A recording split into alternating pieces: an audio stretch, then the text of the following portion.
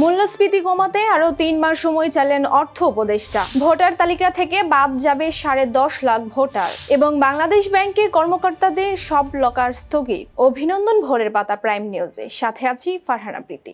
শুনছিলেন সংবাদ শিরোনাম, এবার বিস্তারিত। বাড়তি মূল্যস্ফীতিতে মানুষ সমস্যায় রয়েছে, এটা অস্বীকার করার সুযোগ নেই উল্লেখ করে অর্থ উপদেষ্টা ডক্টর সালাউদ্দিন আহমেদ বলেছেন, তবে তা কমাতে ইতিমধ্যে বেশ কিছু উদ্যোগ নিয়েছে সরকার। এর প্রভাবে মূল্যস্ফীতি কমাতে আরও 2 থেকে 3 মাস অপেক্ষা করতে হবে। মঙ্গলবার সচিবালয়ে সরকারি ক্রয় সংক্রান্ত উপদেষ্টা পরিষদ কমিটির বৈঠক শেষে সাংবাদিকদের প্রশ্নের জবাবে তিনি একথা বলেন। তিনি আরও বলেন, সরকার আসন্ন রোজায় নিত্যপণ্যের দাম নিয়ন্ত্রণে রাখতে আরও কিছু পদক্ষেপ নেবে। এসব উদ্যোগের ফলে আগামী জুন নাগাদ গড় মূল্যস্ফীতি 6 থেকে 7% নেমে আসবে বলে আশা করছে সরকার। এদিকে বাংলাদেশ পরিসংখ্যান ব্যুরো প্রকাশিত তথ্য অনুযায়ী গত 2.5 বছরেও বেশি সময় ধরে মাস ভিত্তিক সার্বিক মূল্যস্ফীতি 9% উপরে রয়েছে। গত ডিসেম্বর মাসে সার্বিক মূল্যস্ফীতি 10.89%। তবে একই সময়ে খাদ্য মূল্যস্ফীতি ছিল 12.92%। গত জুলাই মাসে খাদ্য মূল্যস্ফীতি 14.10% উঠেছিল। বাড়ি বাড়ি গিয়ে ভোটার হালনাগাদের তথ্য সংগ্রহ করেছে নির্বাচন কমিশন। তথ্য সংগ্রহের এই কাজ শেষ হয়েছে সোমবার। এবার মোট 47 লাখের বেশি নাগরিকের তথ্য সংগ্রহ করা হয়েছে। এর মধ্যে প্রায় 10.5 লাখ মৃত ভোটার নাম ভোটার তালিকা থেকে বাদ যাবে। জাতীয় পরিচয় নিবন্ধন অনুবিভাগের মহাপরিচালক ASM হুমায়ুন কবির জানান, আমরা 10,39,220 জন মৃত ভোটারের তথ্য সংগ্রহ করেছি। আর নতুন করে ভোটার হবে এমন 37,45,784 জন নাগরিকের তথ্য সংগ্রহ করেছি। সোমবারের তথ্য এখনও যোগ হয়নি, তাই এই সংখ্যা বাড়তে বা কমতে পারে। গত 20 জানুয়ারি বাড়ি বাড়ি গিয়ে ভোটার তালিকা হালনাগাদের জন্য তথ্য সংগ্রহের কাজ শুরু করেছিল নির্বাচন কমিশন। সোমবার ছিল তথ্য সংগ্রহের শেষ দিন। বাংলাদেশ ব্যাংকের মহানিরাপত্তা এলাকার কয়েক ভোল্টে অর্থ সম্পদ জমা রাখার ব্যক্তিগত সব লকার ফ্রিজ করা হয়েছে। দুর্নীতি দমন কমিশন সন্দেহ করছে, এসব লকারে গোপনে বিপুল পরিমাণ অপ্রদর্শিত অর্থ সম্পদ মজুত রয়েছে। বাংলাদেশ ব্যাংকের পরিচালক ও সহকারী মুখপাত্র শাহরিয়ার সিদ্দিকী বিষয়টি নিশ্চিত করেছেন। এর আগে বাংলাদেশ ব্যাংকের নিরাপত্তা ভোল্টে রাখা সব কর্মকর্তার সেফ ডিপোজিট সাময়িক সময়ের জন্য ফ্রিজ করার জন্য প্রয়োজনীয় ব্যবস্থা নিতে গভর্নরকে চিঠি দিয়ে দুর্নীতি দমন কমিশন, যাতে কোনো কর্মকর্তা রক্ষিত মালামাল লকার খুলে নিতে না পারেন। দুদকের পরিচালক কাজী সাইমুজ্জামান মঙ্গলবার একটি গণমাধ্যমকে এই তথ্য জানান।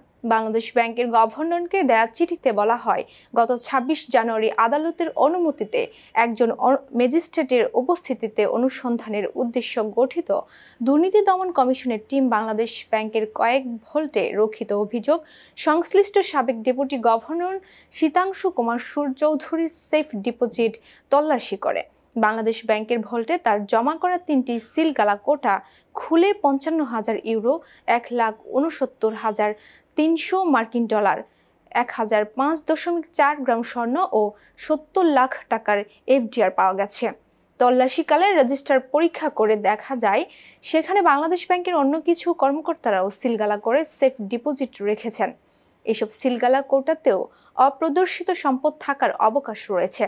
বাংলাদেশ ব্যাংকের বিভিন্ন পর্যায়ের কর্মকর্তাদের বিরুদ্ধে অর্থ পাচার সহ বিভিন্ন অভিযোগে দুদকের অনুসন্ধান চলমান রয়েছে বলে মনে করছে দুদক। মার্চ ফর জাস্টিস কর্মসূচি ঘোষণা করেছে বাংলাদেশ জাতীয়তাবাদী ছাত্রদল। মঙ্গলবার সংগঠনটির সভাপতি রাকিবুল ইসলাম রাকিব ও সাধারণ সম্পাদক নাসির উদ্দিন নাসির এই কর্মসূচি ঘোষণা করেন। এক প্রেস বিজ্ঞপ্তিতে ছাত্রদল জানায়, শেখ হাসিনার শাসনামলে শিক্ষা প্রতিষ্ঠানগুলোতে সন্ত্রাসী সংগঠন ছাত্রলীগ কর্তৃক সংগঠিত সব সন্ত্রাসী কর্মকাণ্ডের যথাযথ বিচার ও সন্ত্রাসীদের সাজা নিশ্চিত করার দাবিতে এই কর্মসূচি ঘোষণা করা হয়েছে। এতে বলা হয়, জুলাই আগস্টের ছাত্র জনতার গণ অভ্যুত্থানে ফেসিবাদের দোসর হিসেবে ভূমিকা পালনকারীদের বিরুদ্ধে তদন্ত সাপেক্ষে উপযুক্ত ব্যবস্থা গ্রহণের দাবিতে সারা দেশের সব শিক্ষা প্রতিষ্ঠানে মার্চ ফর জাস্টিস এবং প্রতিষ্ঠানের প্রধান বরাবর স্মারকলিপি প্রদান কর্মসূচি পালিত হবে। বৈষম্য বিরোধী আন্দোলনে শহীদ আবু সাইদ সহ অন্য শহীদদের নিয়ে বিরূপ মন্তব্যের অভিযোগে দায়ের করা মানহানির মামলায় সাময়িক বরখাস্ত সহকারী কমিশনার তাপসী তাবাসসুম উর্মির বিরুদ্ধে অভিযোগ গঠনের আদেশ দিয়েছেন আদালত। এর মধ্য দিয়ে এই মামলায় তার আনুষ্ঠানিক বিচার শুরু হলো। মঙ্গলবার ঢাকার মেট্রোপলিটন ম্যাজিস্ট্রেট মোহাম্মদ শেফাতুল্লাহ আসামির অব্যাহতির আবেদন নাকচ করে এ আদেশ দেন। বাদীপক্ষের আইনজীবী অ্যাডভোকেট খাদেমুল ইসলাম এসব তথ্য নিশ্চিত করেছেন। কারাগারে বন্দী থাকা আওয়ামী লীগের প্রেসিডিয়াম সদস্য এবং সাবেক বেসামরিক বিমান পরিবহন ও পর্যটন মন্ত্রী লেফটেন্যান্ট কর্নেল অবসরপ্রাপ্ত ফারুক খানের ভেরিফাইড ফেসবুক আইডির একটি পোস্ট ভাইরাল হয়েছে। সেখানে আওয়ামী লীগের রাজনীতি নিয়ে বিস্ফোরক মন্তব্য করা হয়েছে। প্রশ্ন উঠেছে, কারাগারে মোবাইল ফোন ও ইন্টারনেট কিভাবে পেলেন সাবেক মন্ত্রী, নাকি তার ভেরিফাইড ফেসবুক আইডি অন্য কারোর নিয়ন্ত্রণে? সোমবার সাবেক মন্ত্রী ফারুক খানের ভেরিফাইড ফেসবুক অ্যাকাউন্টের পরপর দুইটি পোস্ট দেন।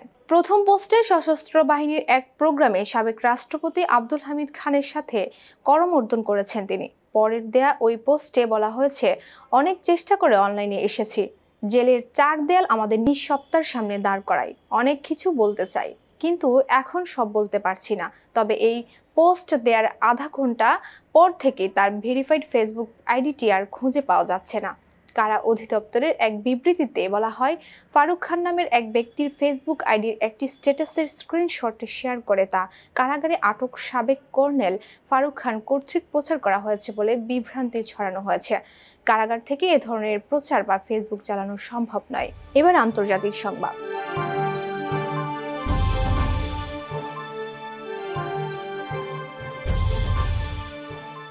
সামরিক বাহিনীর একটি বিমানে করে ভারতীয় অভিবাসীদেরকে যুক্তরাষ্ট্র থেকে ফেরত পাঠানো হচ্ছে বলে জানিয়েছেন মার্কিন একজন কর্মকর্তা।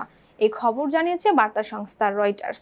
যুক্তরাষ্ট্র থেকে অবৈধ অভিবাসীদের ফেরত পাঠানোর ক্ষেত্রে যুক্তরাষ্ট্রে যে পদক্ষেপ নিয়েছে সেক্ষেত্রে প্রেসিডেন্ট ডোনাল্ড ট্রাম্প সামরিক বাহিনীর সহযোগিতা নিচ্ছেন, যার মধ্যে রয়েছে যুক্তরাষ্ট্র মেক্সিকোর সীমান্তে অতিরিক্ত সেনা মোতায়েন, সামরিক বাহিনীর বিমান ব্যবহার এবং সামরিক ঘাঁটিতে অভিবাসীদের রাখা। কর্মকর্তারা জানিয়েছেন, সামরিক বাহিনীর C-17 বিমানে করে অভিবাসীদের একটি ফ্লাইট ভারত রওনা দিয়েছে, যেটি পৌঁছাতে 24 ঘন্টা সময় লাগবে। মার্কিন প্রতিরক্ষা দপ্তর পেন্টাগনও টেক্সাসের এল পাসো এবং ক্যালিফোর্নিয়ার সান দিয়েগোতে আটক 5,000-এর বেশি অভিবাসীকে বহিষ্কারের জন্য ফ্লাইট পরিচালনা শুরু করেছে। ইতিমধ্যে সামরিক বিমানে করে অভিবাসীদের গুয়েতেমালা, পেরু এবং হন্ডুরাসে ফেরত পাঠানো হয়েছে, যদিও সামরিক বিমানে করে অভিবাসীদের ফেরত পাঠানো ব্যয়বহুল।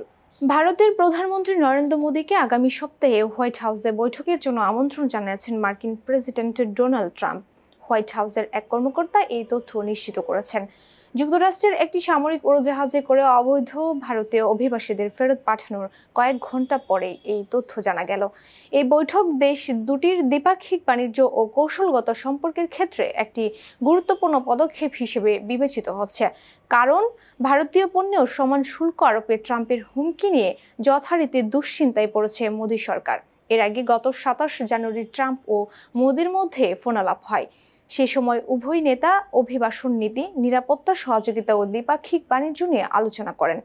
ট্রাম্প ভারতকে আরও বেশি মার্কিন প্রতিরক্ষা সরঞ্জাম কেনার উপর জোর দেন ও বাণিজ্য ভারসাম্য আনার প্রয়োজনীয়তা উল্লেখ করেন। এবার বিনোদনের সংবাদ।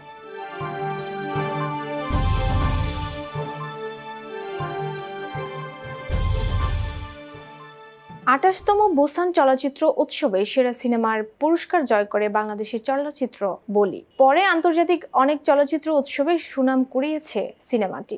আগামী শুক্রবার দেশের প্রেক্ষাগৃহে মুক্তি পাবে সিনেমাটি। সিনেমাটির প্রযোজক পিপলু আর খান গণমাধ্যমকে জানান, 7 ফেব্রুয়ারি দেশের হলে মুক্তি পাবে সিনেমাটি। সেভাবে এখন সব প্রস্তুতি নিচ্ছেন। গত বছরের সেপ্টেম্বরে সেন্সর সার্টিফিকেশন সনদ পায় বলি। পিপলু আর খান জানান, তাদের পরিকল্পনা ছিল আরও সপ্তাহখানেক পেছানোর। 14 ফেব্রুয়ারি বেছে নিয়েছিল মুক্তির তারিখ। পরে পরিচালকদের সঙ্গে কথা বলে বেশ কিছু কারণে সিদ্ধান্ত থেকে সরে আসেন। 7 তারিখে মুক্তি দেয় এখন লক্ষ্য নির্মাতাদের। পরিচালক ইকবাল হোসেন চৌধুরী জানান, সিনেমা মুক্তি নিয়েই তিনি ব্যস্ত। 2021 সালে বাংলাদেশ সরকারের অনুদান পায় বলি। পরে সিনেমাটির চিত্রনাট্য পরে ভারতের NFDC ফিল্ম বাজার সহ বেশ কিছু আয়োজনে কো-প্রোডাকশন মার্কেটেও নির্বাচিত হয়। পরের বছরেই কক্সবাজারের প্রত্যন্ত অঞ্চলে শুরু হয় সিনেমাটির শুটিং। বুসানে নির্বাচিত হওয়ার পর পরিচালক সিনেমা নির্মাণের খবরটি জানান।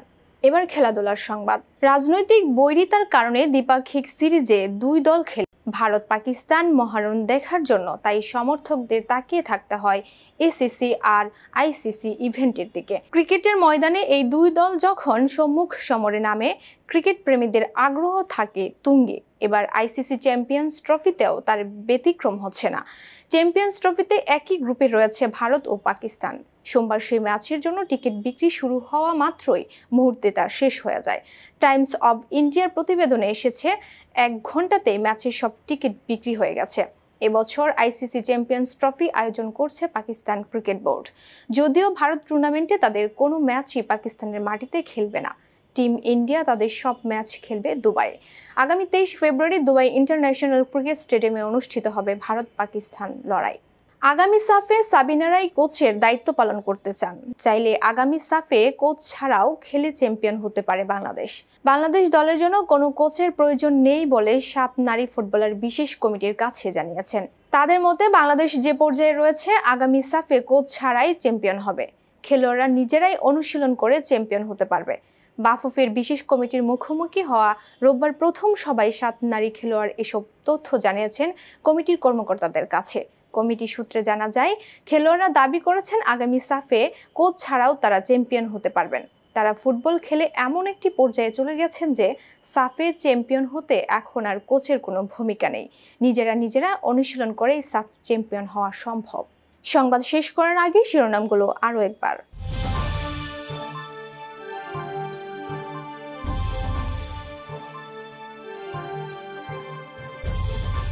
মূল্যস্ফীতি কমাতে আরও 3 মাস সময় চাইলেন অর্থ উপদেষ্টা। ভোটার তালিকা থেকে বাদ যাবে 10.5 লাখ ভোটার এবং বাংলাদেশ ব্যাংকের কর্মকর্তাদের সব লকার স্থগিত। এই ছিল আজকের ভোরের পাতা প্রাইম নিউজ। সারা দেশের সর্বশেষ আপডেট পেতে চোখ রাখুন ভোরের পাতায়। ধন্যবাদ।